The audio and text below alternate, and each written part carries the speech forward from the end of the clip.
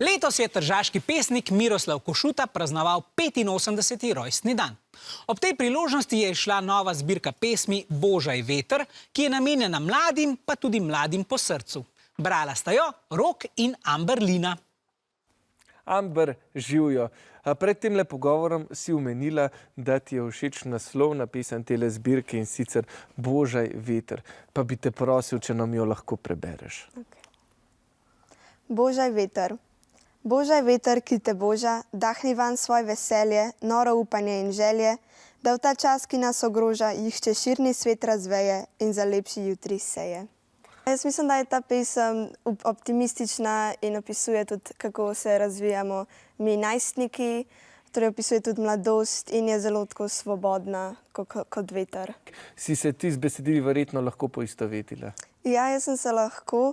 Malo me je presenetilo, da je bil avtor v bistvu starejši kot mi, ker je v bistvu iz besedil sem lahko razbrala, da je razmišljal kot najstnik kot mi. In veliko je bilo teh ljubezenskih tem in ja. Božaj veter, govoriva o vetru. Se ti zdi, da je veter neka pozitivna ali negativna beseda? Jaz mislim, da je veter, da prinaša spremembe in spremembe so lahko pozitivne in negativne, tako kot vzponi in padci v življenju.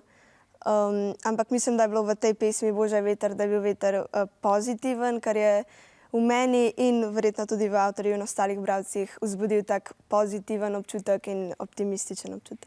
Ja, avtor je zagotovo pozitiven in mladosten. Od kje črpa vso to mladost, pa povprašajmo še urednico knjige, to je Irena Matko Lukan. Irena, od kje mislite, da avtor črpa ves ta mladostniški navdih?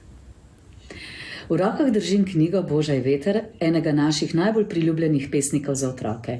Lani, ko smo praznovali njegov 85. rojstni dan, je pesnik pobrskal po svojih predalih in našel v njih pesmi, ki so nastajale, ko je bil on še najstnik, takih let kot ste vi.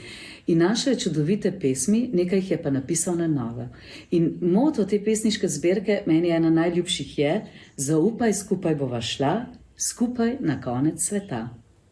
Hvala lepa, Irena. Čudovita pesem, ne čudovita misel.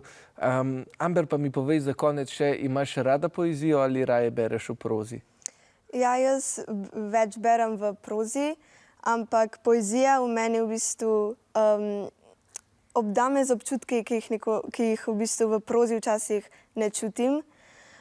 Zato je v bistvu pomembno tudi, da beremo poezijo, ne samo prozna besedila. Ja, verjamem, da v studiu kakšne hude zaljubljenosti trenutno ni, ampak morda pa ima kakšen od tekmovalcev metuljčke v trebuhu. Ja, metuljčke imamo v trebuhu zaradi napetosti, no, nekateri so morda tudi lačni, kaj pa vem, morda pa je kdo tudi zaljubljen. Dobro, hvala Rok in Amber Lina, prisluhnite vprašanju.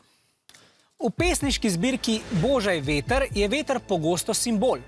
Amber prebere pesem, ki nosi enak naslov kot zbirka. Kako Amber vidi vlogo vetra v omenjeni pesmi? A. Veter prinaša zaželene in nezaželene spremembe. B. Veter prinaša zaželene spremembe. C. Veter prinaša nezaželene spremembe. Ali D. Veter prinaša upanje.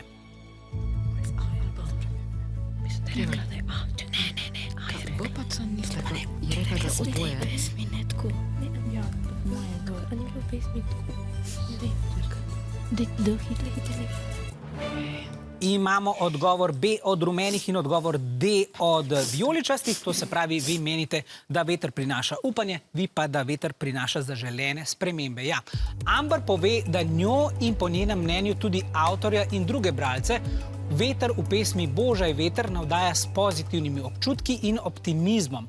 Pravilen pa je odgovor D, prinaša upanje. 5 točk torej za osnovno šolo Matija Čopa Kranj.